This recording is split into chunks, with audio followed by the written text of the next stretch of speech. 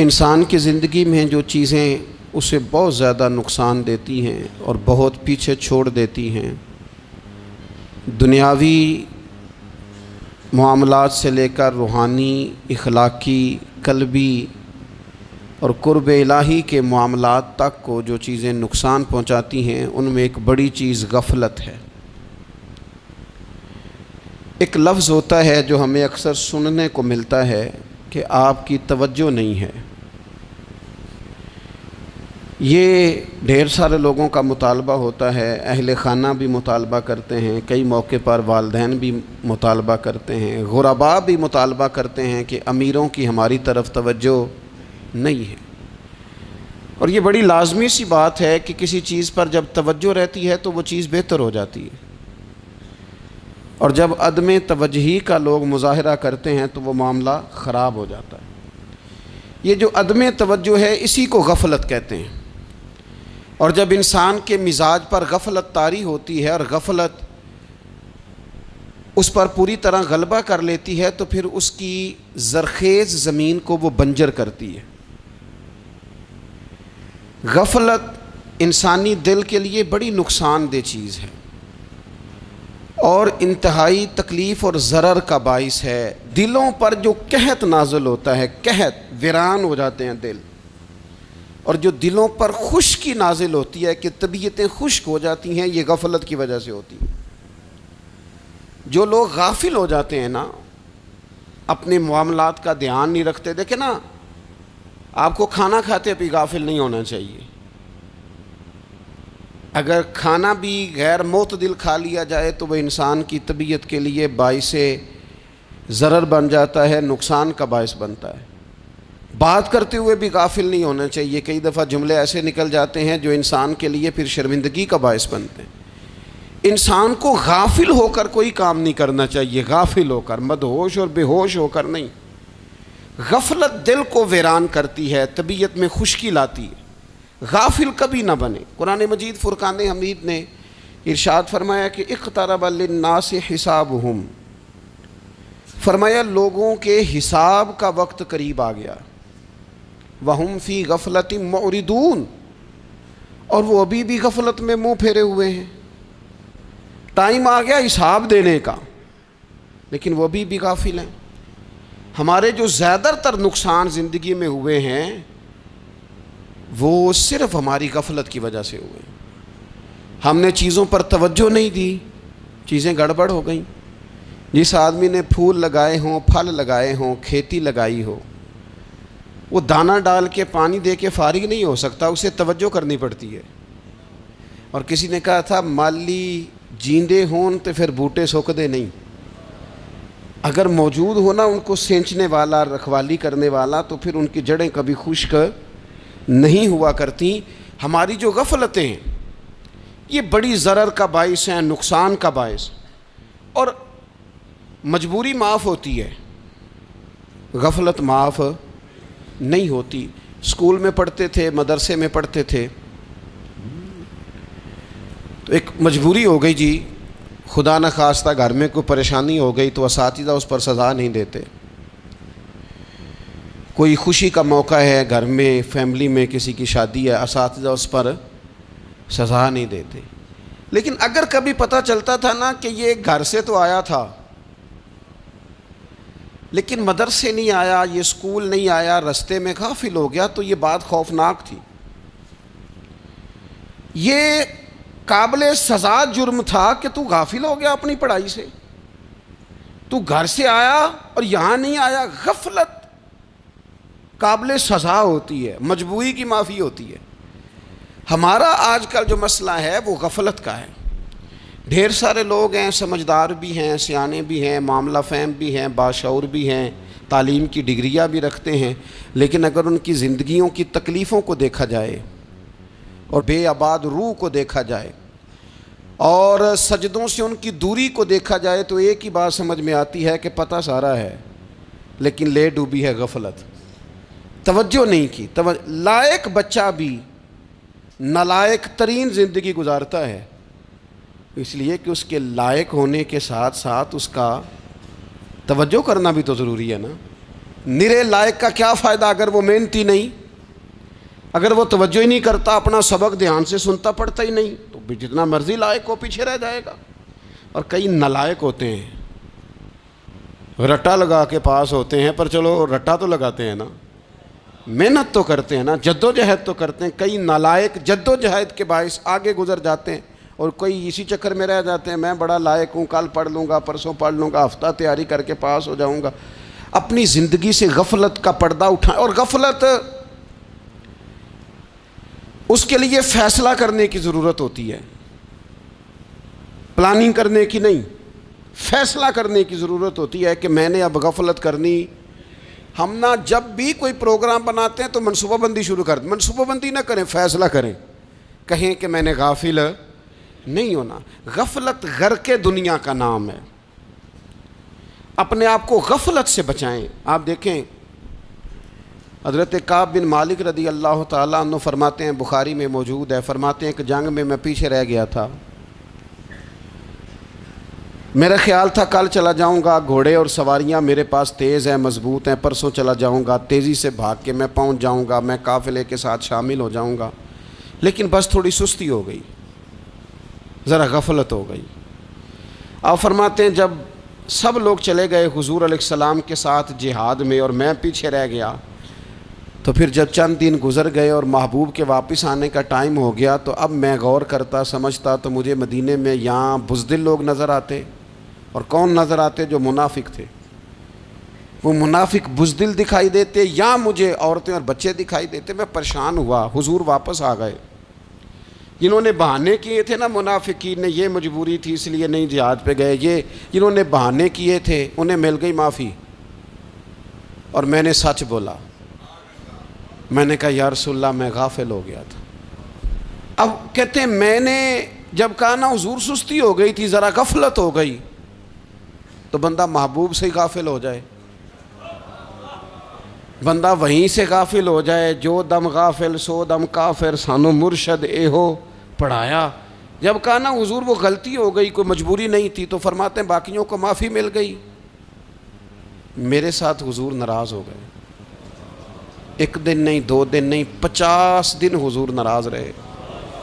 مدینے کی گلیوں نے مجھے پہچاننا چھوڑ دیا، در و دیوار سے مجھے یوں لگتا تھا کہ میں پردیسی ہوں۔ فرماتے ہیں میں مسجد میں آتا تھا، میں جب محبوب کو دیکھتا تو حضور رخ انور پھیر لیتے، اور مجھے پتا تھا جب میرا چہرہ ادھر ادھر ہوتا تو پھر کریم رحمت کی نظر فرماتے۔ فرماتے ہیں 50 دن مسلسل، پھر مجھے حکم ہوا کہ بیوی بھی بھیج دو، میکے بچے بھی بھیج دو، ننہال یعنی تنہا رہ جاؤ۔ فرماتے ہیں وہ میں نے قید تنہائی کاٹی، لیکن شکر اللہ کا یہ ہے کہ میں سچا تھا، بس ذرا بھول گیا تھا، بس ذرا غفلت ہو گئی تھی۔ تو فرماتے ہیں پھر اللہ تبارک و تعالیٰ نے میرے اوپر فضل یہ فرمایا کہ میری توبہ کا اعلان رب نے قرآن مجید میں فرمایا۔ تو غافل نہ بنے کبھی بھی، ہمارا نا مسئلہ یہ ہے، اور آپ نے ناراض نہیں ہونا، ڈھیر سارے لوگ غافل ہو جاتے ہیں، مالدار بھی غافل ہیں، صاحبان علم بھی الا ماشاء اللہ بہت ساری جگہوں پہ غافل ہیں۔ جن لوگوں کو 4 لوگ جاننے لگ جاتے ہیں، کوئی مقام حاصل ہو جاتا ہے، وہ بھی بہت ساری جگہوں سے غافل ہو جاتے ہیں الا ماشاء اللہ۔ غفلت بڑی تکلیف والا منظر ہے۔ جو لوگ سمجھتے ہیں نا میں اب گڈ بک میں آ گیا ہوں، اب میں اچھا ہو گیا ہوں، اب میرے لیے خیر کہا جاتا ہے، مجھے اچھائی شاید یہ مستقل میرے ساتھ رہے گی، تعریف ہی ہوگی ہمیشہ، وہ بھی غافل ہو جاتے ہیں۔ اور یہ غفلت ٹھیک نہیں ہوتی۔ وجہ دیکھنی چاہیے کس وجہ سے انسان کو وقار مل رہا ہے، عزت مل رہی۔ اپنی زندگی سے غفلت کو اتار پھینکیں۔ تھوڑی دیر کی تو غفلت ہوتی ہے، لمبی تو نہیں۔ 2 منٹ کے لیے صرف اس نے ڈرائیونگ کرتے ہوئے چہرہ موبائل کی طرف کیا تھا، 2 ہی تو منٹ لگے تھے۔ لمحوں نے خطا کی تھی، صدیوں نے سزا پائی۔ لمحوں نے خطا کی تھی، صدیوں نے سزا پائی۔ ایک لمحے کے لیے غافل ہوئے تھے اور صدیاں، نسلیں روتی رہ گئیں پیچھے۔ بچے تڑپتے رہ گئے، اہل خانہ پریشان رہ گئے، ماں باپ ساری زندگی روتے رہے، لیکن یہ 2 منٹ کے لیے یہ غفلت جو ہے یہ بڑی تکلیف والا معاملہ. اپنی زندگی سے غفلت کو اتارنا ہے، غافل نہیں بننا، ہر وقت توجہ اور ساری باتوں پہ توجہ. بعض اوقات لوگ ایک طرف توجہ کر کے ایک طرف سے غافل ہو جاتے ہیں. نہ، توجہ ہمہ پہلو رکھنی ہے. ہمارے ذمے جتنے بھی حقوق ہیں ان سب پر توجہ، ہر چیز کا خیال. ایسا نہ ہو کہ عبادت کرتے رہ جائیں اور حقوق العباد ہم سے چھوٹ جائیں، اور حقوق العباد اتنے زیادہ ادا کریں. ایک صاحب مجھے کہنے لگے ایک دفعہ بڑے وثوق کے ساتھ کہنے لگے جی معاذ اللہ ثم نہیں جی ٹائم ملتا پھر نماز دا کی کریے، روزی کمانا بھی تو عبادت ہے نا. تو میں نے کہا آپ نے عبادت کرنا ایک حصہ قبول کیا ہے، آپ نے کل عبادت نہیں قبول کی. عبادت کل ہے، ہمہ پہلو. ایک حصہ آپ قبول کر کے نکل گئے اور باقی آپ نے چھوڑ دی. تو کسی ایک طرف سے بھی غافل نہیں ہونا. جتنی ذمہ داریاں ہیں، جتنی ڈیوٹیاں ہیں، ان سب کا خیال. اور جو بڑا آدمی ہوتا ہے، بڑا گھر میں بڑا ہو، قبیلے میں بڑا ہو، علاقے میں بڑا ہو، ادارے میں بڑا ہو، کلاس میں بڑا ہو، جو بڑا ہے اس کی تو ساری آنکھیں کھلی ہوئی ہونی چاہیے. ایک ایک پر اس کی نظر ہونی چاہیے کہ میری کہاں ضرورت ہے، کہاں مجھے اشک شوئی کرنی ہے، کس کے ساتھ میں نے کس طرح محبت کا رویہ رکھنا ہے. غافل نہ بنے. اچھا جی اب کیسے پتہ چلے گا کہ ہم غافل ہیں؟ یہ کیسے پتہ چلے گا؟ آپ کسی بندے سے بھی پوچھ لیں حالات کیا ہیں تو کہتا ہے اللہ کا شکر ہے کبھی کسی کا دل نہیں دکھایا، اللہ کا شکر ہے جی زمانہ ہو گیا 5 نمازیں پڑھتا ہوں، اللہ کا شکر ہے جی. کیسے پتہ چلے گا غافل ہیں؟ پہلی علامت ہمارے علماء اور صوفیاء نے غافل بندے کی لکھی ہے. اس آئینے میں نے اور آپ نے اپنا آپ دیکھنا ہے. غافل بندے کی پہلی علامت یہ ہوتی ہے کہ وہ دنیاوی کاموں میں چست ہوتا ہے اور اللہ اور اس کے رسول کی فرما برداری میں سست ہوتا ہے. یعنی نماز کے وقت تو اسے نیند ستاتی ہے، پریشانی ہوتی ہے، لیکن اگر کسی جگہ مال مل رہا ہو، پیسے مل رہے ہوں، وہاں جانا ہو تو پھر اسے کوئی چیز بھی تنگ نہیں کر. دنیاوی کاموں میں چست ہوگا، یعنی ٹی وی کے آگے، موبائل کے آگے وہ گھنٹوں بیٹھا ہوا ہے. اور اگر اسے 25 منٹ قرآن پاک سننا پڑ جائے، اگر اسے 20 منٹ دینی محفل میں بیٹھنا پڑ جائے، اگر اسے کہا جائے کہ تو 20 رکعت نماز نفل ادا کر، دنیاوی کاموں میں چست ہے، دینی کاموں میں، یہ غفلت کی پہلی علامت.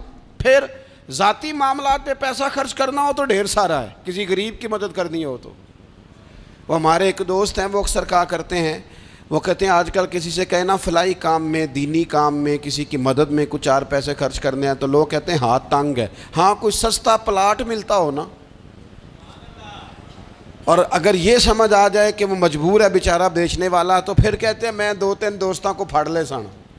ذاتی کاموں میں جب بندہ چست ہو اور دینی کاموں میں سست ہو تو مطلب یہ ہے کہ بندہ غافل ہے. پہلی علامت غفلت کی. اور غفلت کی دوسری نشانی یہ ہے کہ انسان گناہ کے کاموں کو معمولی سمجھنے لگ جاتا ہے. یہ غافل بندے کی نشانی ہے. گناہ کو معمولی سمجھتا ہے، چھوٹا سمجھتا ہے. آج کل لوگ کہتے نہیں میں کو اکیلا کر رہا ہوں، ساری دنیا ہی کرتی ہے. اور جناب کیا ہو گیا اگر یہ غلطی ہو گئی تو بندے سے ہو ہی جاتا ہے. گناہ کو معمولی سمجھنا، چھوٹا سمجھنا اور کہنا پھر کیا ہو گیا ہے، انسان سے غلطی ہو جاتی ہے.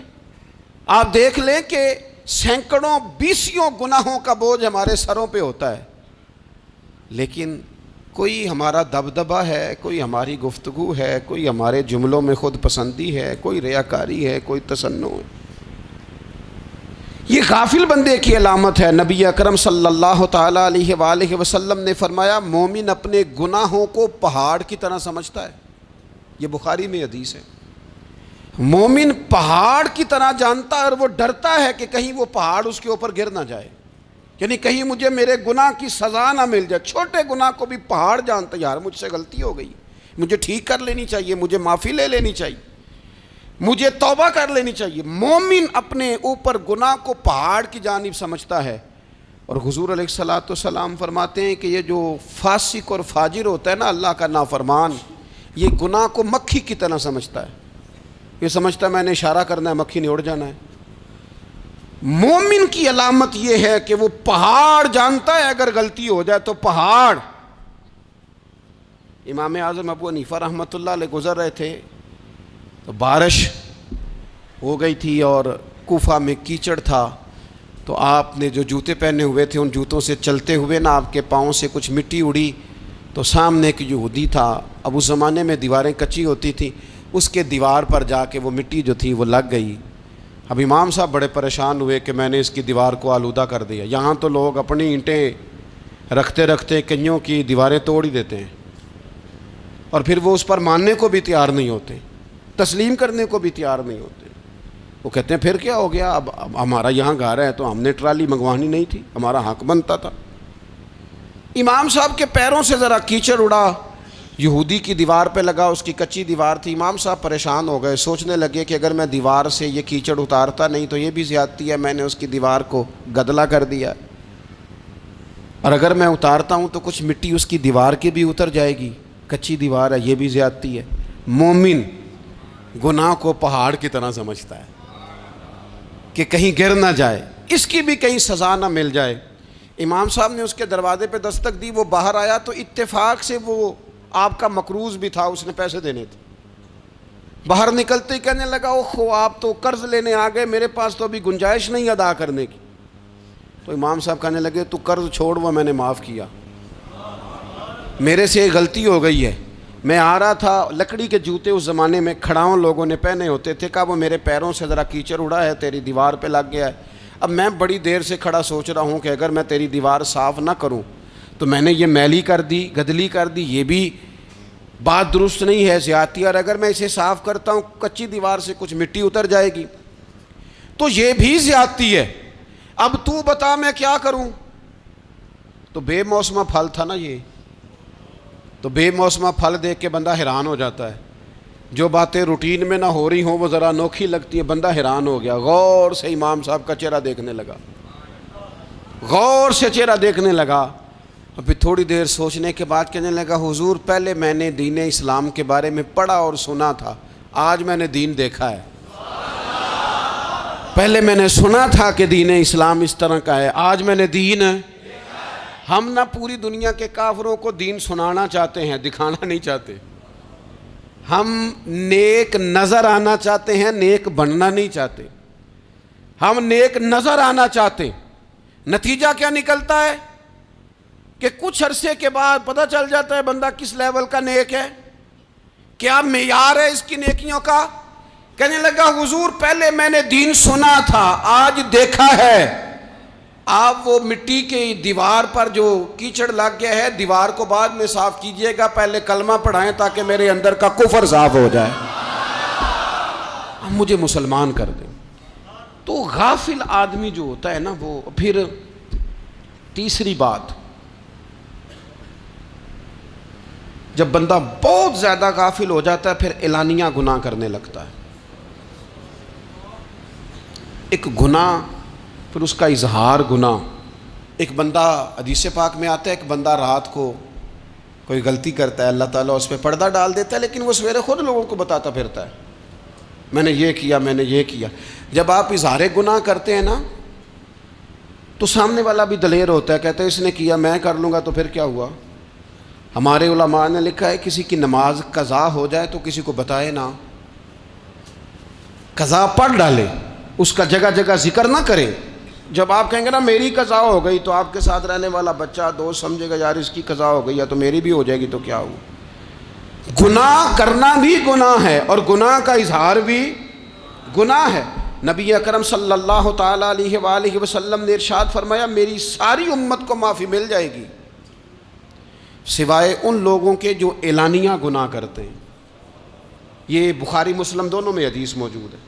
جو اعلانیہ گناہ، جنہوں نے خود ساری دنیا کو گواہ بنا لیا، میں نے یہ بھی جرم کیا، یہ بھی کیا، یہ بھی کیا، یہ بھی کیا، خود انہوں نے لوگوں کے، بہت بڑے غافل آدمی کی علامت ہے کہ گناہ کرے اور پھر اوپر سے اعلانیہ گناہ کرے، اتنا بڑا جرم کرے۔ پھر چوتھی علامت اگر ہم دیکھنا چاہیں کہ ہم غافل تو نہیں. تو غافل بندے کی چوتھی علامت یہ ہوتی ہے کہ وہ فضول کاموں میں وقت بڑا ضائع کرتا ہے. فضولیات میں ادھر بیٹھے ہیں ادھر بیٹھے ہیں, یہاں گپ شپ ہو رہی ہے, وہاں موبائل دیکھا جا رہا ہے, پھر کچھ ٹائم ملا ہے تو پھر کہیں دور دراز کسی ہوٹل پہ کھانا کھانے چلے گئے, پھر کچھ ٹائم ملا تو چلو نکلتے ہیں ذرا کوئی ہفتہ سیر کر آتے ہیں, یہاں گپ شپ ہے, فلاں کو ڈسکس کر لیتے ہیں, فلاں کے بارے میں بات کر لیتے ہیں, سیاسی تبصرے کر لیتے ہیں, یہ تھوڑی گفتگو ہو جاتی, چلے محلے داروں پہ تبصرہ شروع کرتے ہیں, کون روٹی زیادہ کھا رہا ہے اور کس کے پاس پیسے زیادہ آ گئے, چلو جا کے پتہ کرتے ہیں. حالانکہ یہ پتہ نہیں کرنا چاہیے تھا, پتہ تو اس کا کرنا چاہیے تھا جو بیچارہ کل سے بھوکا ہے. خبر تو اس کی رکھنی چاہیے تھی جس بیچارے کے گھر میں بچوں کے لیے پہننے کو کپڑے موجود نہیں ہیں. اس پر تبصرہ یہ کرتے ہیں کہ یہ محنت کیوں نہیں کرتے, اور اگر کسی پر اللہ عطا کر دے پھر حساب ضرور لگاتے ہیں کہ ذرا معلومات کرو یہ اتنی جلدی آگے کیسے نکل گئے. غافل بندے کی علامت ہے وقت کا ضائع کرنا اور فضول کاموں میں ضائع کرنا اور بلا وجہ ضائع, اور ایسے سوالات کرنا جن کی ضرورت ہی کوئی نہیں, بالکل ضرورت ہی نہیں, کوئی مطلب ہی نہیں, لیکن ہم لوگ وقت ضائع. یہ غفلت کی علامت, غفلت. اللہ والوں کی علامت کیا تھی؟ ایک بات انہوں نے زندگی میں لے لی, سیکھ لی, پھر ساری زندگی اسی پہ گزار دی. ان کا ارادہ تھا نا کشکول سیدھا کیا. کچھ لوگ ساری زندگی لیکچر قبول لے کے سن کے پھر بھی سمجھنے کو تیار. یہ غافل دل کی علامت ہے. اس لیے نبی پاک صلی اللہ تعالیٰ علیہ وسلم نے فرمایا دو نعمتیں ایسی ہیں جن میں اکثر لوگ غفلت میں ہیں, ایک صحت اور دوسری فراغت. لوگ بلا وجہ وقت ضائع کرتے ہیں. اللہ نے صحت دی ہے, کسی خیر کے کام میں لگائیں. اگر آپ کے پاس فارغ وقت ہے تو قرآن پاک کو یاد کریں, ترجمہ اور تفسیر سے پڑھیں, محبوب پاک علیہ السلام کی احادیث کو یاد کریں, اللہ والوں کی باتیں سنیں. وقت ملے تو عبادات میں لگائیں, نوافل میں لگائیں, تلاوت میں لگائیں, ذکر اذکار میں لگائیں, اور پھر اللہ مزید توفیق عطا کرے تو کسی کے بھلے میں وقت لگائیں. گلی سے کوئی کانٹا اٹھائیں, کوئی روڑا اٹھائیں, کوئی کسی کی مدد کریں. لیکن یہ غافل ہونے کی علامت ہے کہ اپنے وقت کو ضائع کرنا. اور پھر اسی طرح غفلت کی پانچویں علامت یہ ہے کہ اگر بندے کو دنیا سے پورا پیار ہو جائے, یعنی شب قدر میں بھی آ کے کہتا ہے یا اللہ کبھی پیسے دے دینا, شب برات والے دن بھی کہتا ہے کہ مالک اگر کبھی کوئی ایسا سبب لگ جائے نا, یعنی بیت اللہ شریف کے سامنے کھڑے ہو کے بھی اگر اس نے مال ہی مانگنا ہے وہاں بھی اس نے یہی سوال کرنا ہے, حب دنیا اتنی غالب آ جائے. تو یہ غافل ہونے کی علامت. دنیا ضرورت ہے, مقصد نہیں ہے. دنیا کی حاجت ہے, مقصد نہیں ہے. یہ مقصود نہیں. اور جب لوگ فقط دنیا کے مال کو, دولت کو, نبی پاک علیہ السلام نے فرمایا وہ لعنتی ہے جو درہم اور دینار کا بندہ بن گیا ہے, پیسوں کا بندہ بن گیا ہے. مل جائے تو خوش ہوتا ہے, نہ ملے تو تکلیف میں آ جاتا ہے. یہ غافل بندے کی علامت. مومن تو وہ ہوتا ہے کہ دولت رزق حلال ضرور کماتا ہے تاکہ کسی کے آگے ہاتھ نہ پھیلانا پڑے, کوشش ضرور کرتا ہے, پر دنیا کو جیب میں جگہ دیتا ہے, دل میں نہیں دیتا. اس کی جگہ جہاں ہے اسے وہاں رکھتا ہے, اسے دل میں جگہ. دل تو ایک ہے, اس میں رب و رسول کو بسائیں گے یا کسی اور کو بسائیں گے. تو حب دنیا یہ غافل ہونے کی بہت بڑی علامت ہے. پھر اسی طرح جو بندہ رب کریم کو جانتا نہیں نا وہ بھی غافل ہو جاتا ہے. ایک تو جو یہ نہیں نہ جانتا کہ رب کریم سزا دے گا, مجھے دیکھ رہا ہے, اسے نہ اونگ آتی ہے نہ نیند آتی ہے, جو اس کی معرفت نہیں رکھتا کہ میرا رب ہر وقت مجھے دیکھ رہا ہے, وہ بھی غافل ہو جاتا ہے. جسے پتہ ہونا کہ مجھے دیکھ رہا ہے وہ غافل نہیں ہوتا. اور جو یہ سمجھ لیتا ہے نا کہ شاید معاذ اللہ ثم اس یقین کو پکا نہیں کرتا, وہ غافل ہو جاتا ہے. اور ایک جو یہ نہیں نہ جانتا کہ رب مہربان کتنا ہے وہ بھی غافل ہو جاتا ہے. مجھے بتائیے سب سے زیادہ تو بندہ اس کے دروازے پہ جاتا ہے نا جو سب سے زیادہ مہربانی کرنے والا ہو, اس دروازے سے بندہ اٹھتا ہی نہیں. تو جس کو یہ یقین ہو جائے نا سب سے زیادہ کرم فرمانے والی ذات اللہ رسول کی ہے, وہ کبھی رب رسول سے غافل نہیں ہوتا. وہ کبھی اللہ رسول کا دروازہ چھوڑ کے نہیں جاتا، وہ کبھی کسی اور جگہ جا کے پناہ تلاش نہیں کرتا۔ جسے پتہ چل جائے نا وہ کریم کتنا ہے، مہربان کتنا ہے۔ ملا رومی رحمت اللہ علیہ فرماتے ہیں بہت بڑا مجرم تھا ایک بندہ، بہت بڑا گناہگار تھا، بت کو پوجتا تھا، تھک گیا ساری رات بت کے سامنے کھڑا تھا، معاذ اللہ یا صنم یا صنم یا صنم کہتے، تھک گیا، نیند آ گئی، اونگ آ گئی۔ جب پوری طرح نیند آ گئی اور دماغ پہ نیند قبضہ کرنے لگی تو اس کے منہ سے نکل گیا، صنم صنم کہہ رہا تھا نا، نکل گیا یا صمد، او بے نیاز مالک۔ رب کریم نے فرشتوں سے فرمایا دوڑ کے جاؤ، جو کہتا ہے اسے دے دو۔ فرشتے کہنے لگے مالک وہ تو بت کو پکار رہا تھا، اس نے تو غلطی سے نام لیا ہے۔ فرمایا مجھے نہیں پتا، لیکن دیکھو نا اس نے مجھے پکارا تو ہے نا، کتنی دیر سے جھوٹے کو پکار رہا تھا، اس کا معاملہ حل نہیں ہوا۔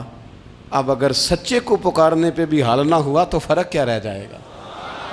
دے دو جو مانگتا ہے، دے دو۔ میرے دوست گھر پتہ چل جائے وہ کریم کتنا ہے، وہ مہربان کتنا ہے۔ میرے رسول پاک علیہ الصلوۃ والسلام نے تو فرمایا تیری آنکھ سے اگر اس کے خوف سے اتنا آنسو بھی نکل گیا جتنا مچھر کا پر ہوتا ہے، تو جس طرح بھینس کے تھنوں سے نکلا ہوا دودھ واپس تھنوں میں نہیں نہ جاتا، جو اتنا بھی روئے نہ روئے اللہ کے خوف سے، وہ بندہ دوزخ میں نہیں جائے گا۔ تھوڑی دیر کے لیے ڈر جائے اپنے رب سے، آئے تو صحیح۔ عدم معرفت غفلت پیدا کرتی ہے، تو آ تو صحیح، وہ تو کریم ہی بڑا ہے، وہ تو مہربان ہی بڑا ہے۔ حضرت زنیرہ رضی اللہ تعالی عنہ حضور کی صحابیاں ہیں۔ ایام جو مکے کے تھے مسلمانوں پر بڑی آزمائش کے تھے، انہیں بڑا مارا کفار نے، اتنا مارا کہ ان کی بینائی چلی گئی، نظر آنا بند ہو گیا۔ کافروں کی عورتوں نے تانا دیا کہ تو نے ہمارے بت چھوڑے ہیں نا، تو دیکھنا تیری بینائی چلی گئی۔ تو جناب زنیرہ اللہ پہ بھروسہ، توکل، معرفت الہی کا جذبہ، اٹھ کے کھڑی ہو کہنے لگی چپ کرو، تمہارے جھوٹے بت کیا کر سکتے ہیں، میرا رب چاہے تو صبح جب میں اٹھوں تو میری آنکھیں روشن ہو، اگر کریم کرم کر دے۔ لوگ کہتے ہیں واقعی ایسا ہوا، جب وہ سویرے اٹھیں تو اللہ نے ان کی روشنی واپس کر دی تھی۔ تجھے پتہ چل جانا وہ مہربان کتنا ہے۔ وہ ایک بزرگ تھے تو ان سے کسی نے کہہ دیا کہ اگر آپ کا حساب آپ کے ماں باپ کے ذمہ ہو جائے تو پھر کیسا، پوچھنے کے لیے قیامت میں اگر ماں باپ حساب لیں تو پھر کیسا۔ تو بڑے سیانے لوگ تھے جو دل والے تھے، کہنے لگے نہیں، رب کریم ہی ٹھیک ہے، اس لیے کہ وہ ماں باپ سے کہیں بڑھ کر پیار کرنے والا ہے۔ اگر یہ معرفت مل جائے وہ کریم کتنا ہے۔ اور جب بندہ پوری طرح اس کی بارگاہ میں آ کے تڑپ جاتا ہے نا، مولا میں جاؤں کدھر، تیرا دروازہ چھوڑ کے جاؤں کدھر۔ اقبال کہتے ہیں وہ ایک سجدہ جسے تو گراں سمجھتا ہے، 1000 سجدوں سے دیتا ہے آدمی کو نجات۔ تجھے جگہ جگہ جھکنا نہیں پڑے گا اگر تو صحیح معنوں میں اپنے رب کی بارگاہ میں جھک جائے۔ تو میرے عزیز کوشش کریں کہ اس کی معرفت، اس کا کرم، اس کی عطا اور اللہ تبارک و تعالیٰ کے حاضر و ناظر ہونے پر عین الیقین، حق الیقین حاصل کریں۔ اور پھر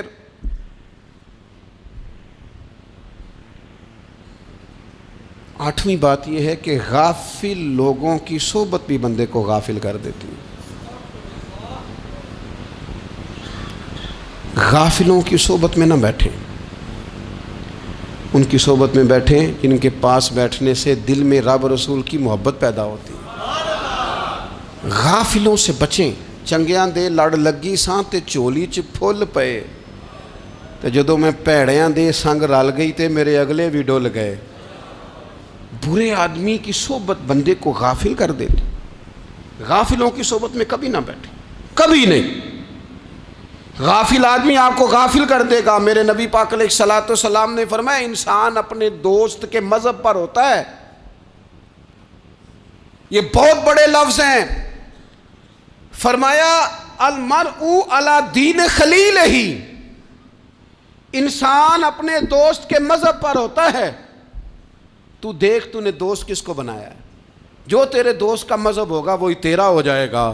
ہم نے دوست بنایا نا غوث پاک جیلانی کو،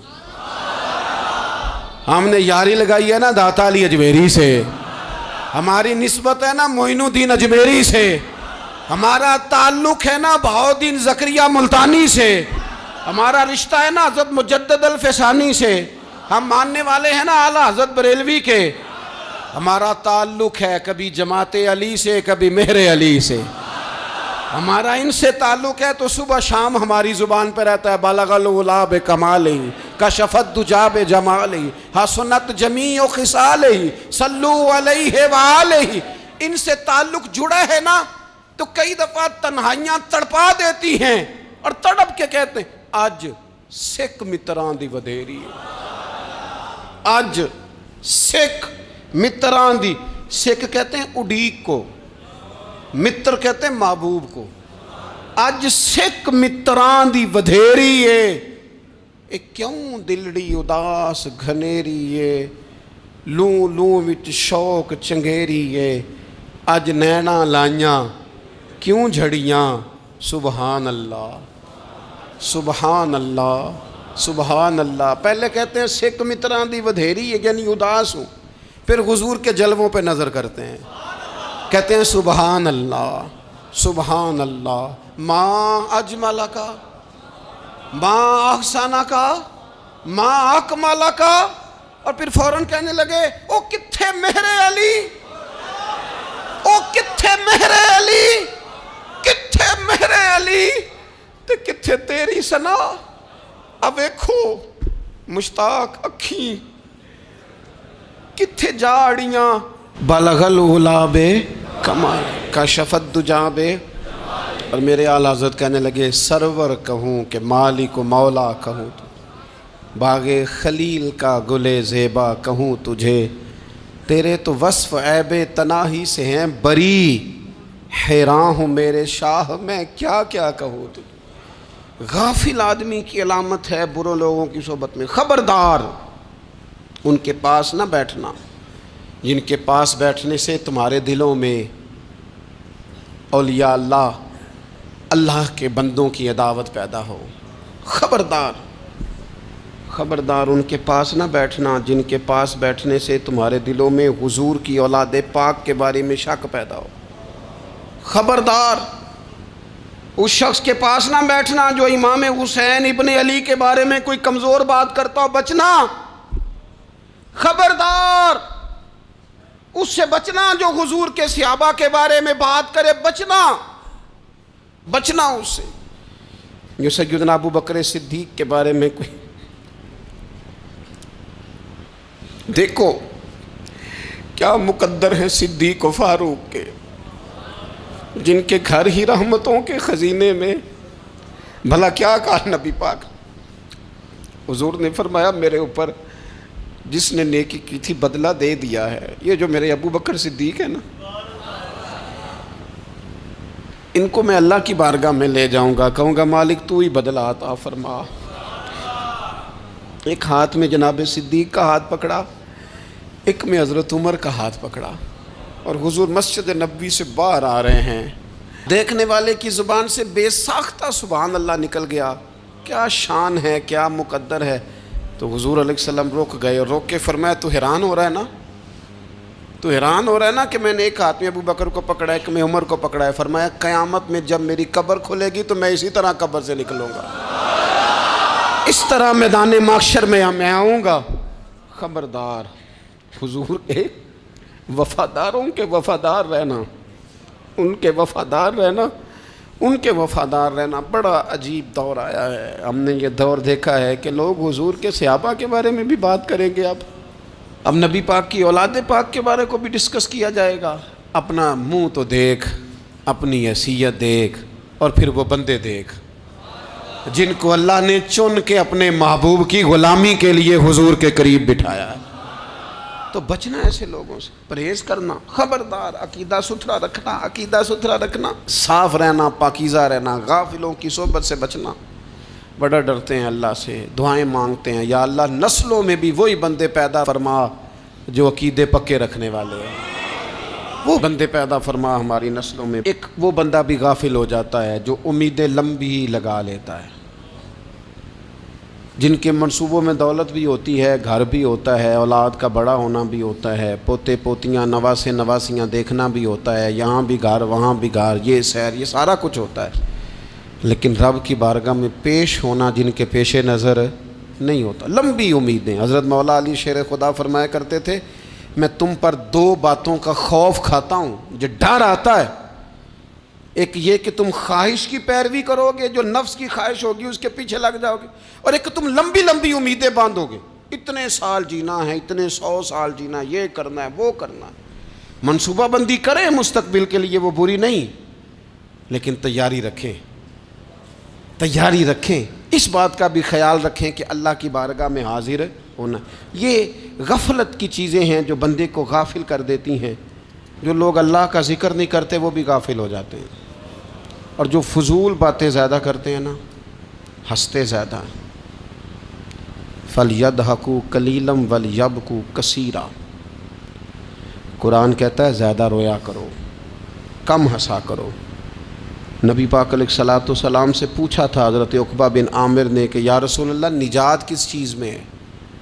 تو نبی پاک علیہ الصلوۃ والسلام نے فرمایا ایک تو اپنی زبان قابو میں رکھو، دوسرا فرمایا اپنے گھر میں ٹھہرے رہو، تمہارا گھر تمہارے لیے کافی ہو، فضول نہ نکلو گھر سے، اور تیسرا فرمایا اپنی خطاؤں پہ رویا کرو۔ کثرت کلام اور فضول کلام اور بلا وجہ یہ بندے کو غافل کرتا ہے، دل کو سخت کرتا ہے۔ یہ چند چیزیں ہیں جو انسان کو غفلت میں ڈالتی ہیں۔ اپنے آپ کو ان چیزوں سے بچائیں اور غفلت کو توڑیں۔ آپ کے ذمے، میرے ذمے جو حقوق العباد ہیں ان کا پتہ کریں، جو اللہ رسول کے حقوق ہیں ان کی خبر دیکھیں، ہماری جو ذمہ داریاں ہیں ہم کس طرح انجام دے رہے ہیں اس پر توجہ کریں، اپنے معاملات کو ٹھیک کریں۔ ہم انسان ہیں، کوتاہیاں تو رہ جائیں گی، لیکن جب کوشش کریں گے تو پھر رب تعالیٰ مدد بھی فرمائے گا۔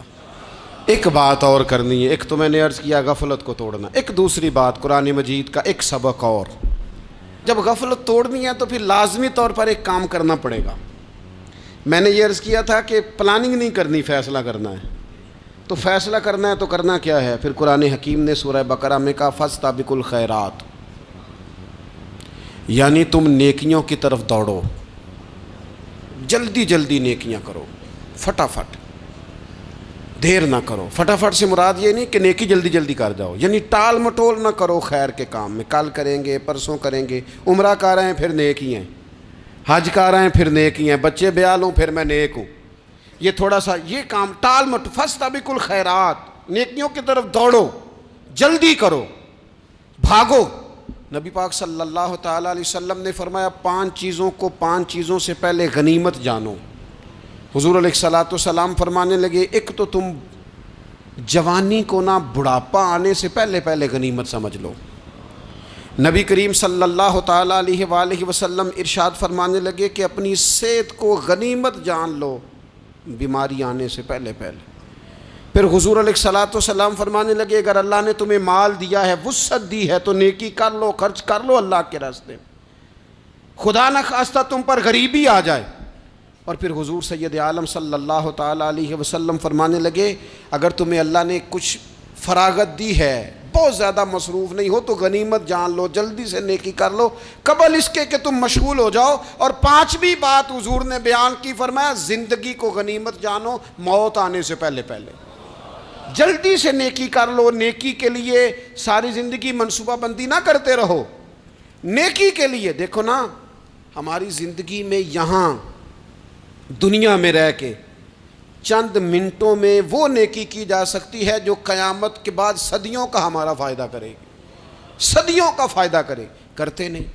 پلاننگ کر رہے ہیں، منصوبہ بندی کر رہے ہیں، بس تیاری کر رہے ہیں، بس حضرت آپ دعا کر دیں، اللہ تعالیٰ دعائیں بھی قبول فرمانے والا ہے، لیکن جو نیکی نصیب ہوتی ہے اسے جلدی سے کر گزریں، اسے فٹافٹ کریں۔ میں ایک گاؤں میں گیا، اب تو خیر وہ دور نہیں رہا، یہ 10-15 سال 20 سال پہلے نا جو نوجوانوں کی مصروفیات ہوتی تھیں ان میں سے ایک مصروفیت یہ ہوتی تھی کہ گندم لے کے چکی پہ جانا ہے، آٹا پسوا کے لانا ہے۔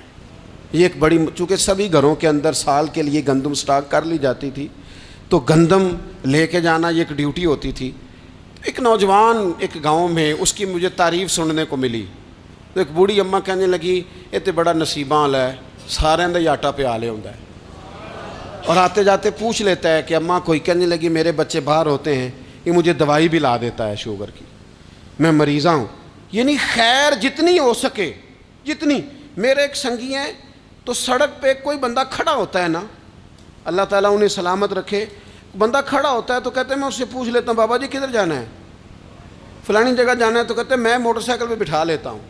بندہ دیکھ کے مجھے سمجھ آ جاتی ہے ضرورت مند ہے، کوئی چور نہیں، کوئی ڈاکو نہیں، ضرورت مند ہے، میں اسے منزل تک نیکی جتنی میسر آئے، جس حد تک میسر آئے۔ کیا کہا ہمارے نبی پاک علیہ السلام نے؟